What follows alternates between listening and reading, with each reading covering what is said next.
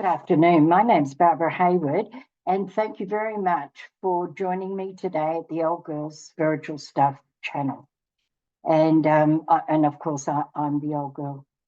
Today, I'm going to speak on an issue, and it will be a short video, and this is part of what I would call philosophy. And before I start, I need to create a disclaimer. The disclaimer is that whatever I say here today is my opinion only. It is from teachings that I have learned over the past 40 plus years of my conscious spiritual awareness. This has not been taken out of a book. I have not copyrighted it, taken it, plagiarized it from anyone else. This is information that is purely mine, and I freely give it and share it to you. Okay, the title of today is Be Who You Is, Not Who You Is Not. Now, a little bit of the backstory. When I was about 10, and I'm going to say about 10 because I'm not quite sure, be I 10 or 12, but I know I wasn't 13. We had a television. Television had not been out all that long. And I remember on a Sunday afternoon, certainly in winter, my mother used to always make tomato soup, and we'd have tomato soup for dinner, and we would have toast. And I'd be watching this cartoon that was always on at 4:30. And it was Tutor Turtle, it was called Tutor Turtle and the Wizard. Now, Tutor Turtle was, he would go to the tree, the big oak tree. He'd knock on the door, and out comes the wizard, invite him in, and he'd say, Wizard, Mr. Wizard, he says, I want to be such and such. So it might be someone from Knights in the Round Table, or somewhere, but let's call it the Knights of the Round Table, because that's one that sticks in my mind. And he goes, are you sure? And yes, and he taps him and his wand, and off he goes, and he's back in there. And without a doubt, Tutor Turtle always got into trouble. And right at the end, he'd go, Wizard, Wizard, please take me back, save me, save me. And so the next thing you know, Tutor Turtle is in the wizard's home, and he tells the magician, the wizard, what had happened. And the wizard would always say, Tutor Turtle, be who you is, not who you is not. For those who is are the happiest lot. Okay.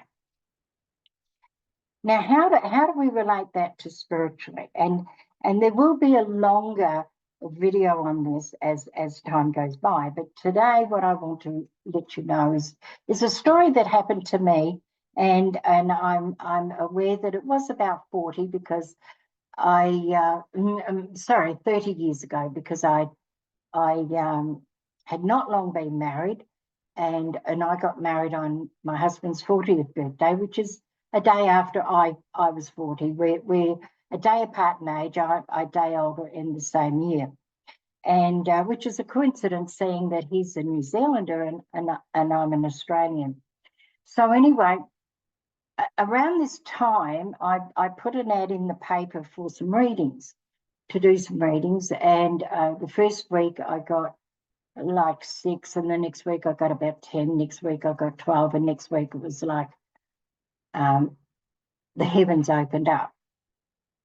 In amongst that, about 6 months later, I got I was lucky enough to have my own radio show with CB Talkback, which is quite a well-known one in New Zealand.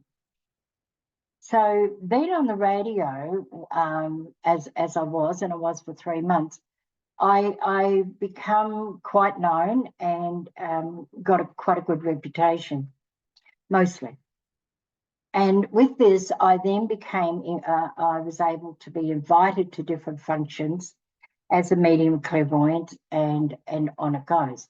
So one of these functions that I was invited to was at a place called Topol, which in my early days I would call it Taupo.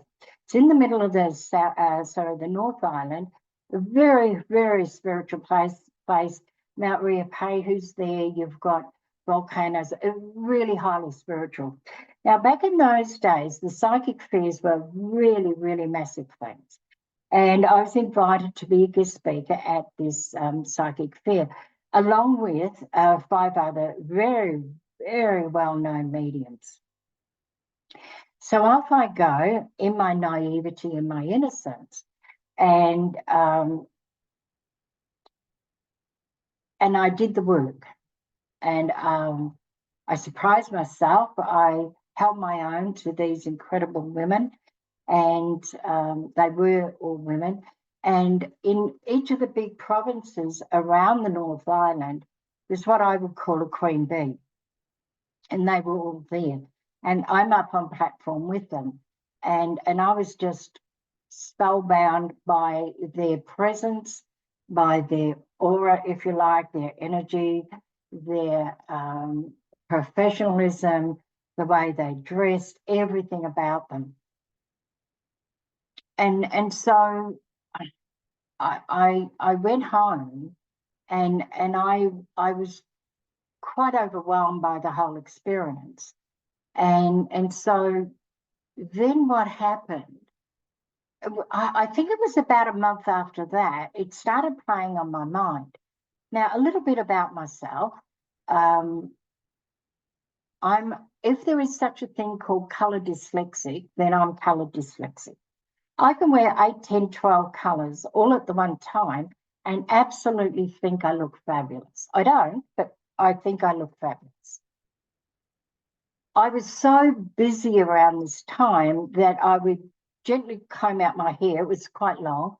It would be a colour, whatever colour was pertinent for that time. It might have been blue, it might have been red, it might have been orange, it might have been purple. I think the only colours I haven't been is green and yellow. But anyway, and I would twist it up, and I'd get either a pen or a pencil or a broken chopstick. I'd just stick it in, and that was it for the day. I'd wash my face, whatever, no makeup, that sort of thing, because and put on these wonderful multicoloured clothes, and off I go. So what started to happen to me was I started thinking about these fantastic women and their presence and the whole thing. So, and you'll notice right through the videos, I call them on the other side my people. You may call them your guides, I don't know what you call them, but that's what I call them, my people. It just rolls off the tongue really pretty quickly. And so I said to my people, I said, you know, I'm going to smarten up my act. I've been incredibly lazy. I'm going to get my hair sorted out. I'm going to take time in brushing it properly. I'm going to put makeup on. I'm going to go out and buy some lipsticks. And I'm going to ask my hubby, Den, you'll hear me call his name Dennis right through the videos when applicable. And I'm going to ask him if you know, what colours go together. And I'm going to be this really, really professional person, because I was just so taken by these women. And my guide said to me, my people said, well, that's a good idea, Barb. We'd really like you to do that. Oh, wow. I was a little bit taken back, I must admit. You know, we've been working together now for a decade, and all of a sudden I'm getting the idea that they wanted me to, you know, smarten up my act. And they said, look, that's a good idea. We really think you should do that.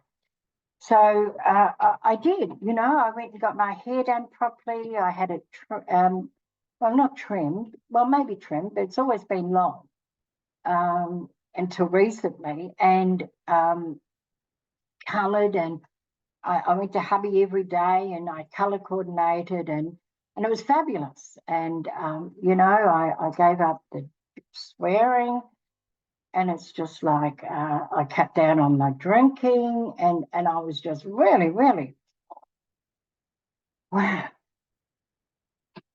Bloody hell. If not 2 weeks later, I go back, but oh, what the hell did I think I was doing? That was just such hard work. Bloody hell. I don't think I've ever combed my hair in my life as much as I have.